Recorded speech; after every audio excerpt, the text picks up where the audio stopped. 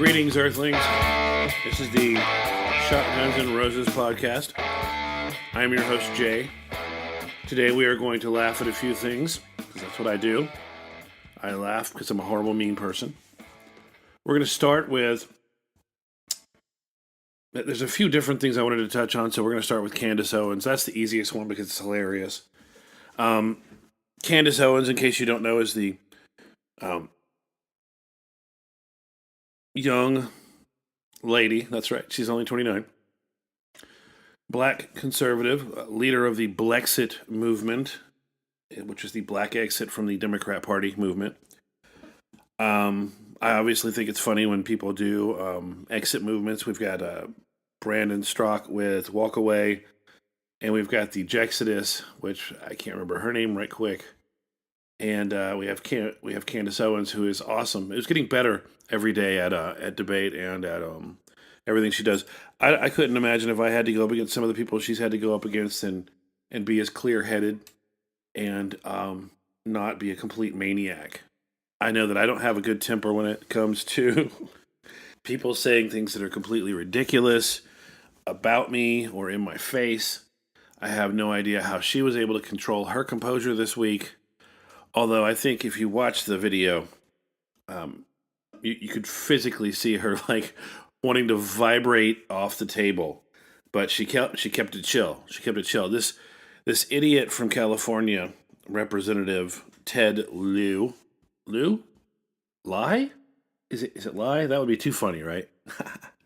Because he sat there right in front of her and took this chopped up piece of Huffington Post kind of garbage of a speech she did where she didn't, and this is what I was talking about, she sometimes says things kind of off the cuff or is going through particular points and she overcomplicates them or says them in a way where you don't quite get it until the end of the sentence or until you look at the entire perspective. And that's what he did. He took this, and he says right at the front of it, he goes, I'm going to play this 30-second clip.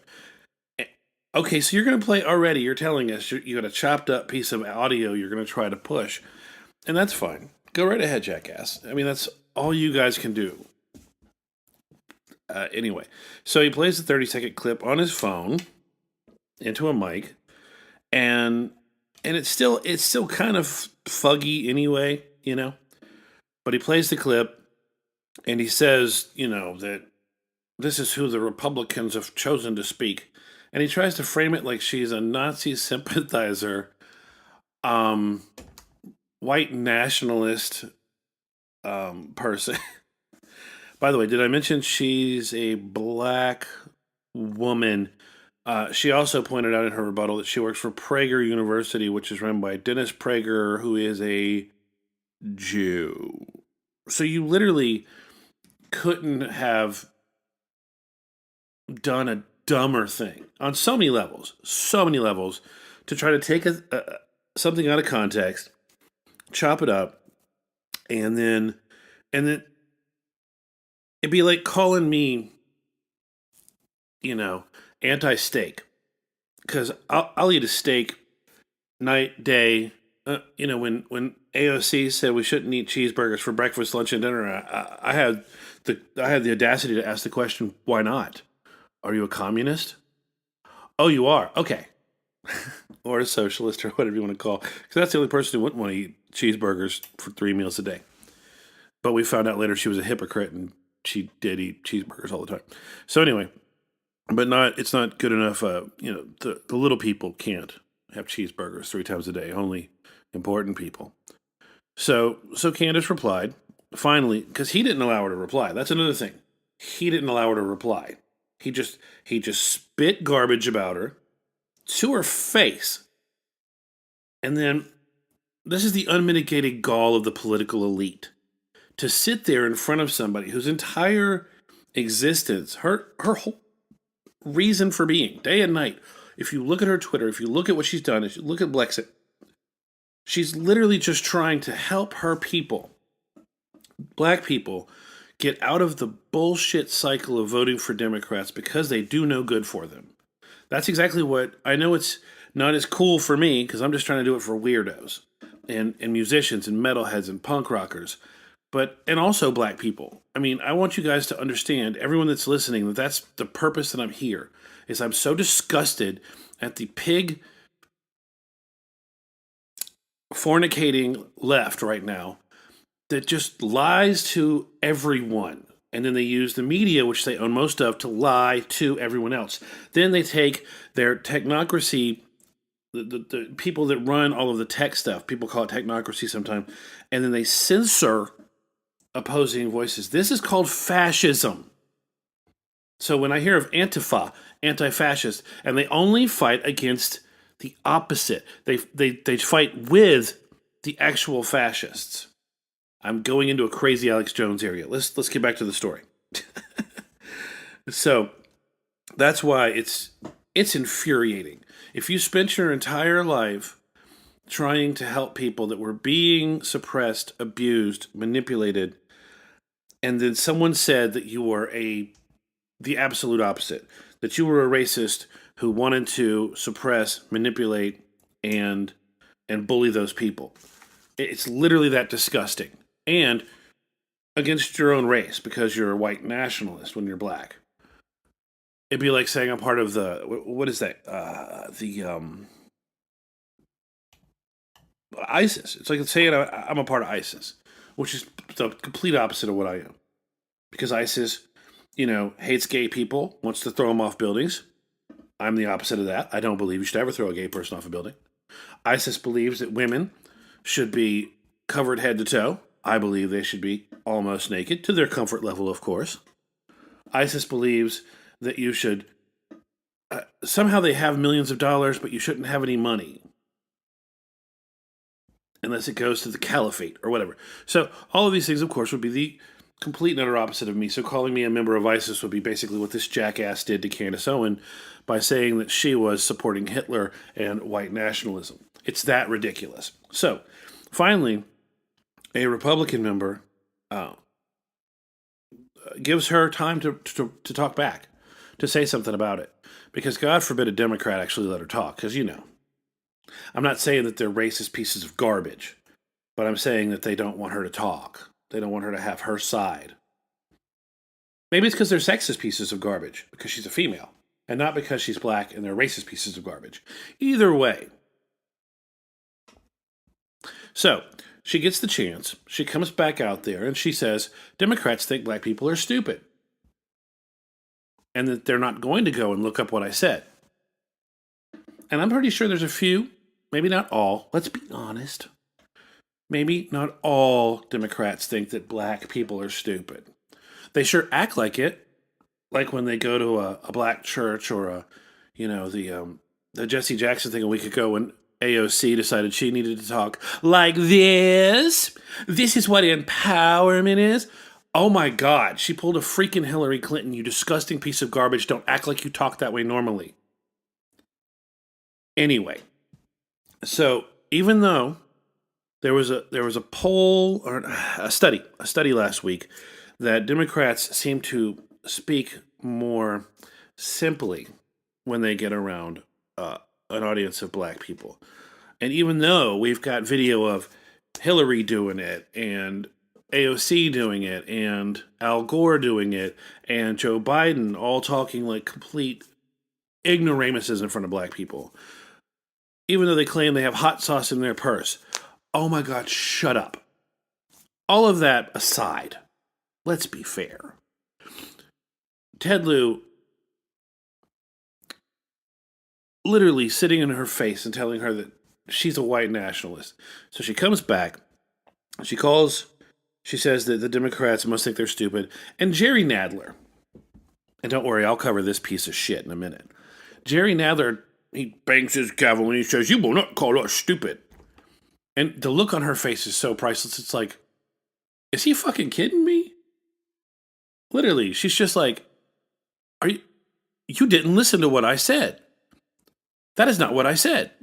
Like, right, there's fucking cameras, bro. There's cameras, there's audio recordings, and there's not just your elite media there. Everybody's there, bro. Everybody's there. So she calls him out on it. What does he do? Does he apologize? No. This giant bag of shit just throws his hands up like, oh well. Sorry. He didn't even no, he didn't even say sorry. He just goes, eh.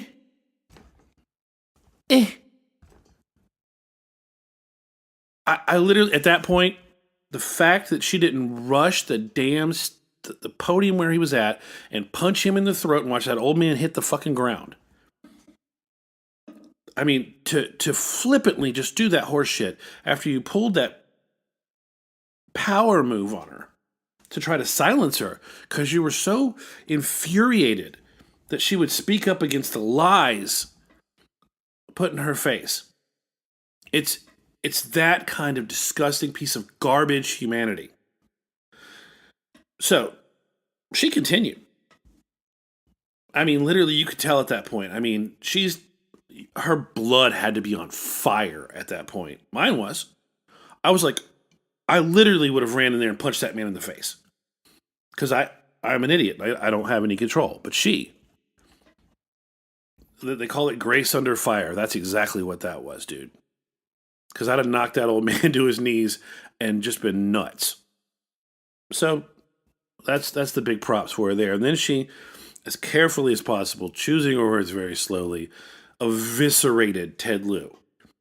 She handed him his ass on a silver platter and said, "Here, bitch, eat it."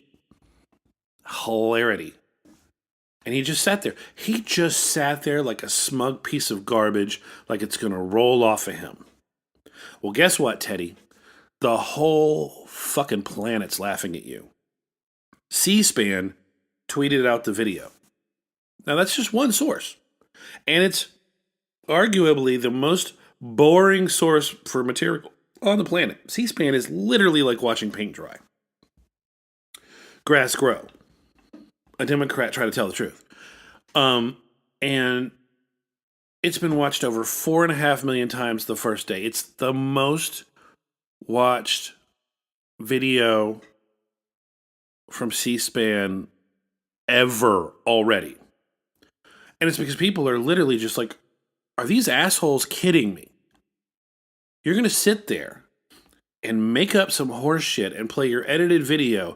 And I mean, he's got to have elephant balls to pull this move. I'll give him that. Because there's no way in hell I would play.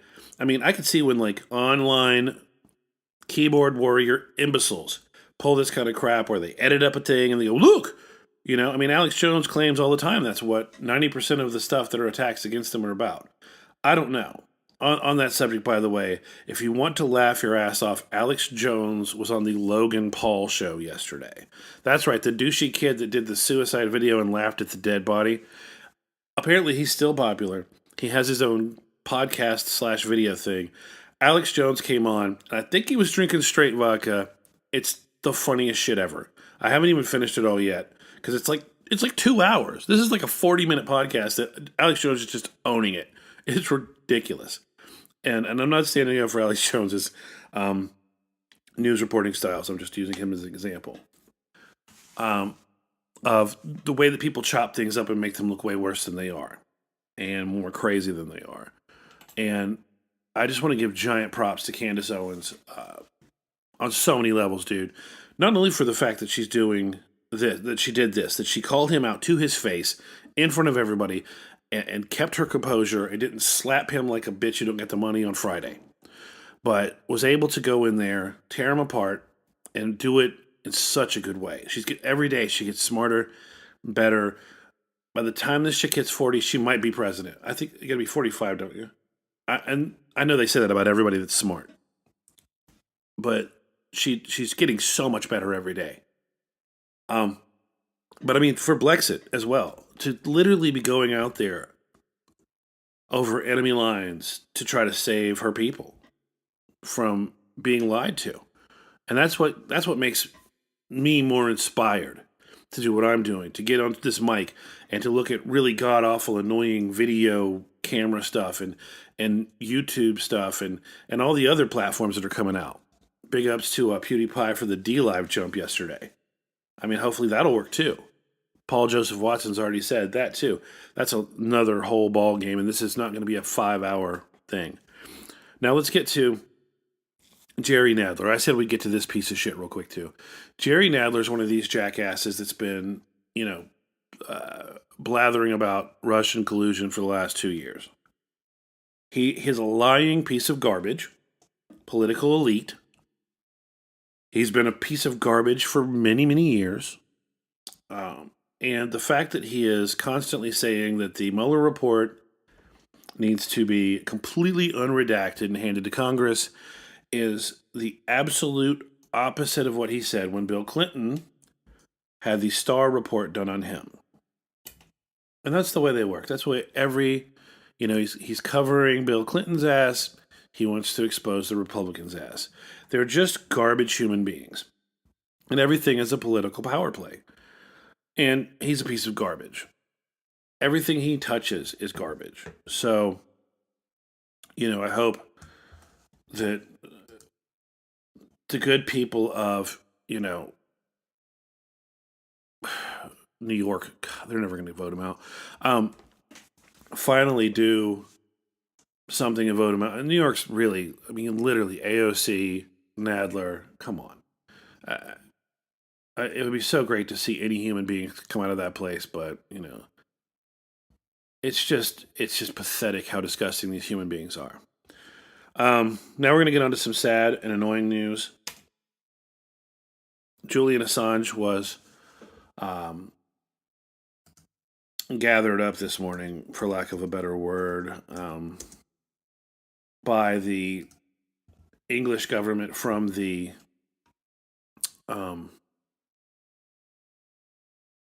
place he's been hiding out for a few years now, which is the Ecuadorian consulate or whatever, embassy. And, apparently it's because of a U.S. indictment against him. And I think that after pressure from maybe the U.S. and England and some other people that are pissy for the things he's done, I saw a comment earlier. Someone said, if he would have had dirt on President Trump during the election, would he still be safe today? Who knows? We know that Hillary Clinton wanted to drone strike him before.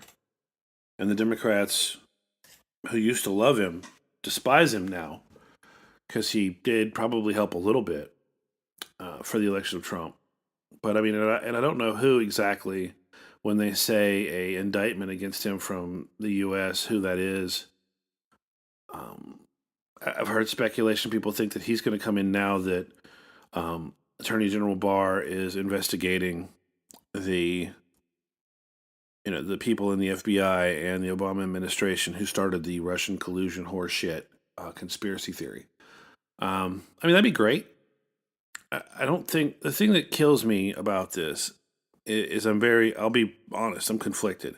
I think that between Edward Snowden, Chelsea Manning, Julian Assange, they just want the truth out there. Although I think that Chelsea Manning's a piece of garbage. But that's just and she, worked with him, with Assange. And maybe she's the way she is because of things she read. I just find that, I don't know. I just find a lot of things disturbing about that one. Snowden, I don't know. That's on the fence. But Assange, I think, I bring up a lot of times ignorant or evil. And I think that he may have been ignorant to the damage he could have caused in a few of the releases, but that he really, truly wants truth out there. And as I've said before, and I'll say again, the truth is really important in this day and age. There's so many lies. The internet is basically just a gigantic lie machine. It took the government and their sneaky way of lying to you back 50 years ago, and it gave us 1,000 more sources of lies. So we never know what to trust anymore. It's disgusting. Like I said, I'll always try to tell you exactly what I feel about these situations, and I'll always try to give you the truth as best as I can find. I've got I'm looking at podcast, YouTube clips, different news sites from all over the place. And you try to extrapolate the truth, and you also see people that are just crazy. Like I said, Huffington Post, it's like you can't believe a word they say anymore.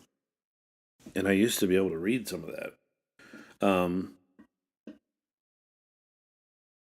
and I think that I was watching Tim Pool, and he talked about Daily Wire, and he said they're conservative, so obviously they're going to color this in the right way to benefit that. And that's one way to look at when you look at Fox News or Daily Wire. That's kind of how they're going to kind of point out how this story is good because blah blah, but they don't lie.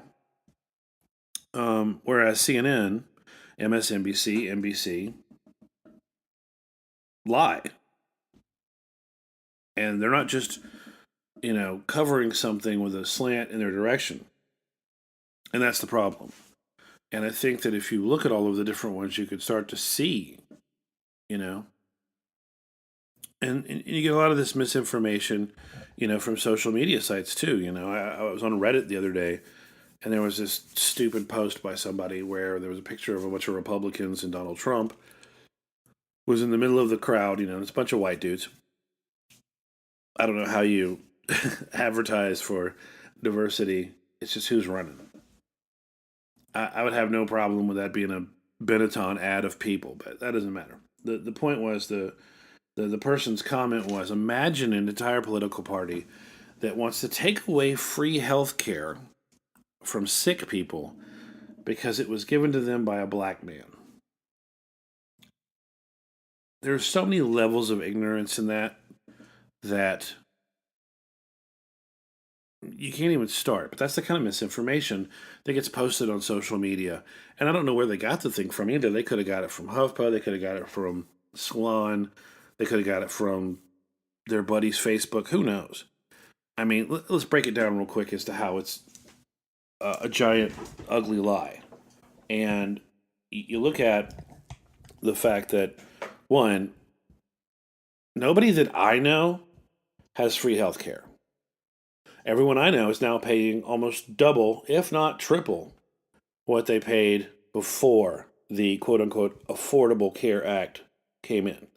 So maybe 2% of the population that's really poor and needs health care are have like an insurance card. That doesn't mean they can actually afford anything, because even if they've got that, they still have deductibles that are completely unpayable at this point.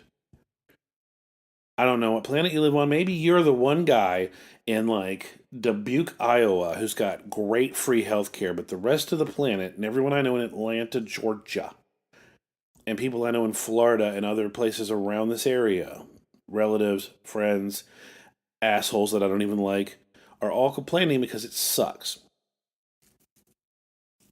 So just put that out there, first of all. There's no free health care for sick people. The thing is, if you're sickly, dying, got a head wound, you can go to an emergency room, they'll take care of it, and you'll have the ding on your credit from some stupid health bill, because they never do it right. They always bill you more later than you expected. I've got bills right now I've got to catch up on, like $1,000 worth of horse shit that I said, hey, as I'm leaving the office, this is it, right? This is everything, right? And then you get a letter 2 months later, hey, you owe us $1,000 more. Well, I have insurance that costs me $600 a month. Why does that not pay it? Oh, well, you've got to meet your deductible first. And this isn't just my story, dude. I'm an idiot. I pay too much on a lot of things. So I check with other people to say, hey, have you experienced this kind of stupidity? Yes. So that's the first problem with the meme. um, and the fact that it's such a god awful train wreck to the healthcare industry is the reason, and well, it's the reason that the more decent side of the right want to get rid of it. It's a train wreck. It makes no sense for nobody, and it's part of 20 different things like that. But then I'll bet you that the other 50% of them just want to use it as a political issue because their people that are voting for them want to get rid of it. I'm honest. I'm not going to lie to you and tell you that the Republicans have these great values. Not really. No, they just want to get elected. 90% of politicians, yeah, I'll stick with that number. 90% of politicians get elected, get in office, and start getting ready for the re-election campaign. And they try to pass things that they can talk about to get reelected and go show up places that helps them get reelected. Now, if you're Rand Paul, you leave your perfectly good, I think it was a medical practice, or maybe he was an eye doctor, I don't even know, or a dentist, I don't know. I think he was a doctor, though, to go do it because it's in, like, the Paul people's blood. To just tell the truth, no matter how ugly it is. And that's awesome, you know? And there's so many things that if we had a more libertarian-leaning Republican party, this country could actually be great. I mean, it's still the greatest country out there. There's no country that's better, I hate to tell you. If you think there's a better one, dude, Delta gets you there. Sorry, there's not. You know? So, the end result of all this blathering is that I hope that something fair can be done with Julian Assange. He's a good dude. He means well. He can be a resource. The funniest thing, I think, I watched an interview with him and someone was asking why he's only releasing stuff about the DNC in the last election cycle. Why hasn't he tried to find something on Trump and the Trump people? And he said, we're trying. We haven't found anything yet. And Robert Mueller and his team of Democrat donors tried really hard to find dirt on Trump, and they couldn't find it. Obviously, they could find bad tax dealings from people that he worked with and other kinds of, horse shit like that. But, I mean, I think that we might have to face the fact that Trump's not as slimy a douchebag as he looks. Like I said, he's still the best choice that we had for president last time. I don't see anybody who's coming against him right now that's going to be any better. And maybe, maybe his second 4 years, he's been less of a complete and utter douchebag in the last 6 months. I mean, he still does stuff. But it's not like, hey, look at Mika's facelift. Hey, look at Stormy's horse face. So maybe, although everybody's kind of waiting for the Democrat debates so that Trump can live tweet them, we live in a fucked up place, man. All right. So that's the podcast for today. Just a few things from my brain. Hopefully they get into your brain. And if you get a chance, man, follow Candace Owens on Twitter. Send her $1 through Patreon or something. I don't even know how she collects money. We need more people that fight against the giants like that. Have a good day, guys. We'll see you next time.